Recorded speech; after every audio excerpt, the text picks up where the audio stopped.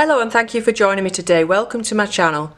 In today's tutorial we're going to be doing a beginner's exercise looking at colours that we can use for shadows and using the three primary colours and colours that are on the opposite side of the colour wheel.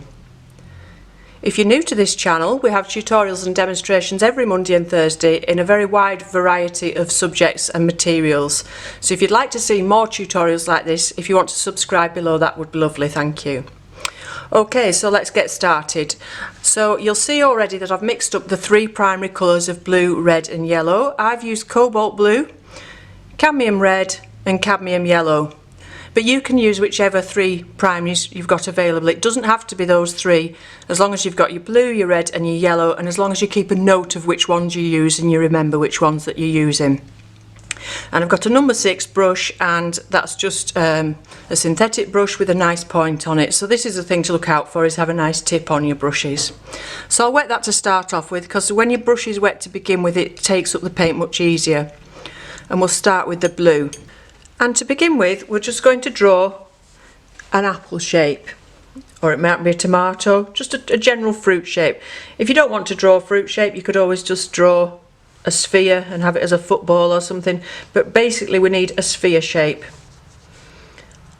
So no drawing beforehand and just one solid colour. Don't know if you heard that, the cows are making a noise this morning.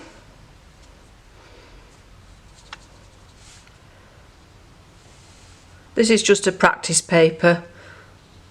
Okay, then we'll clean our brush out and go on to the next colour. The red, and do exactly the same thing again, another sphere shape, and it doesn't have to be perfect. This is just a little exercise in showing you about these shadow colours. So just fill the whole thing in nice and even, and a little tip on the top. Just maybe move that along a little bit. Sorry, we're getting some shadows now. I'd got the lighting all set up. It was a really dull day and now the sun's just come out. Okay, so third shape, exactly the same again in the yellow. And then we're going to go away and leave these to completely dry. So just go and have a brew or something while these dry. And a little tip again. Okay, so I'll be back with you in a moment once those have completely dried. Those are completely dry now, and I should have said earlier we painted these just on £140 practice watercolour paper, which I've got taped down to the board.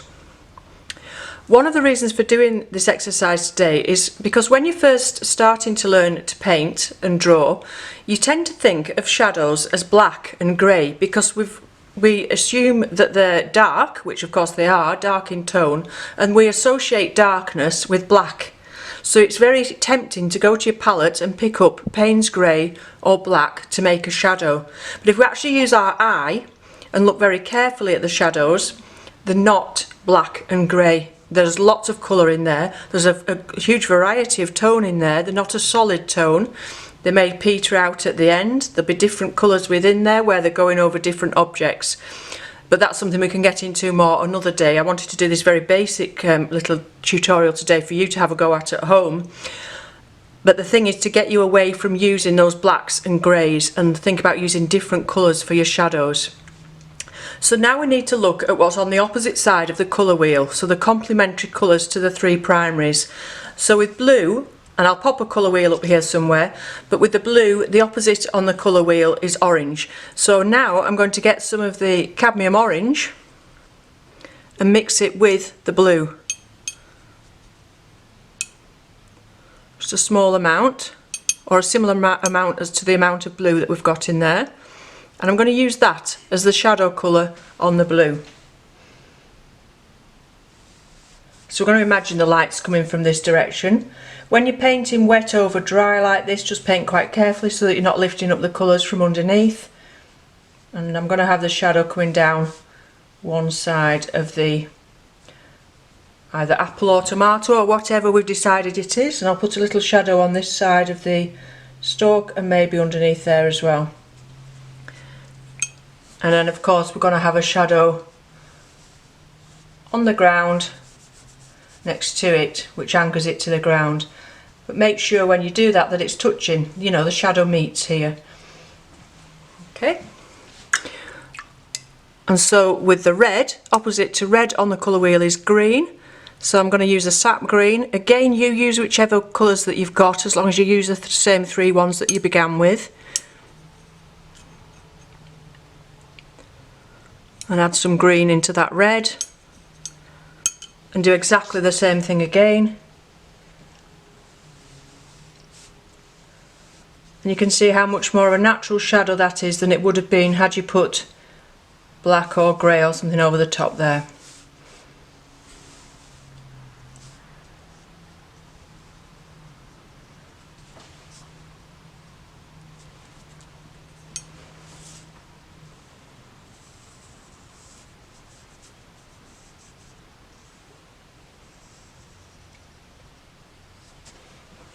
And thirdly, the opposite on the colour wheel to yellow is violet or mauve.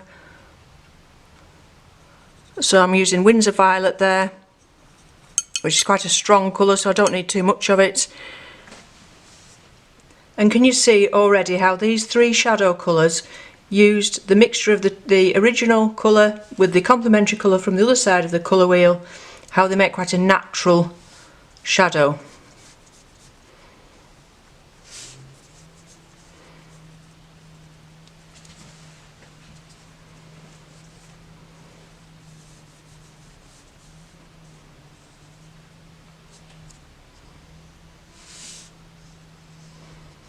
Okay, and again we'll leave those to dry. Now those are completely dry, I've actually picked quite a good day today to talk about shadows, because as you can see the light keeps changing. So I've got my electric lights either side that I normally work with. It was very dull when I started out and I needed those lights so that I wasn't casting any shadows, but now the sun's out and I've got sun coming in from the window at the side and you can see that's casting a shadow. So look at the shadow of my hand and the shadow of the palette here. That is not black or grey, is it? You know, this is what the thing I was talking about earlier. Yeah, I can see that that's quite a violety grey. You don't want too harsh dark black colours. Okay, so we'll go back to this one to begin with and we'll use exactly the same mix again to get a little bit darker where it will be slightly darker. So when you're working wet on dry, it's a very precise, a much easier way for beginners to learn to work with watercolour, because you can just gradually build up the layers. It's a little bit easier than working wet into wet, which takes a bit of confidence.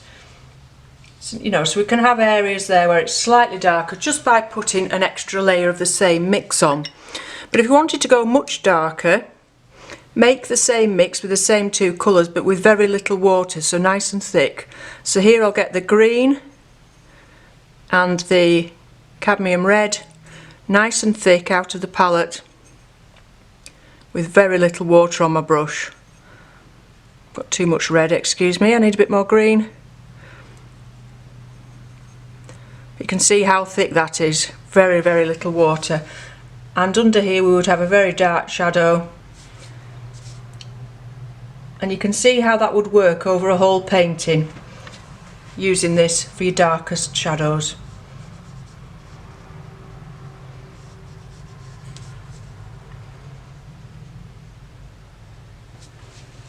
Okay. Now the other thing you can do, rather than mix the 2 colours together, because watercolour's transparent and we've already got that colour there, you could have actually just made a mix up of the colour from the opposite side of the colour wheel, so in this case the purple or the violet, and actually just layer it over the top of the yellow, and you don't get as heavy a shadow, but actually it makes quite a good effect, quite a nice shadow. So that's another way that you can do it as an alternative. Rather than mixing the 2 colours together, you could actually just lay one colour over the top of another. But you'll see that this shadow here isn't as dramatic as the first shadow here. I think this one's a lot more natural, but actually if you like a lot of colour, this technique can work quite nicely as well. Okay, so I think for now that's everything I want to talk about with this little shadow exercise. So obviously you need a colour wheel, and to familiarise yourself with a colour wheel, because when we're doing an actual painting, we're not necessarily going to be painting in just blue, red and yellow. You're going to have to think about the colours that you've used and what's nearest to them on the colour wheel. So you may be mixing 2 or 3 colours together and then thinking about the shadow that that's going to form, and which colours to use for that. So you need to think which one is dominant over your whole painting. Look at the whole painting, see which colours are dominant. Are they warm colours or are they cooler colours? Is it predominantly blue? Is it predominantly yellow? And then if it was predominantly yellow, you might go more towards the violets for your shadow colours. So think about the picture as a whole and think about which you've used most, not necessarily just doing them in blocks like this. But this is a good exercise to get you started with thinking about using colours other than black and grey. Okay, so I hope you found that useful. I'll be back again soon with another tutorial or demonstration. But thank you very much for watching, and bye for now.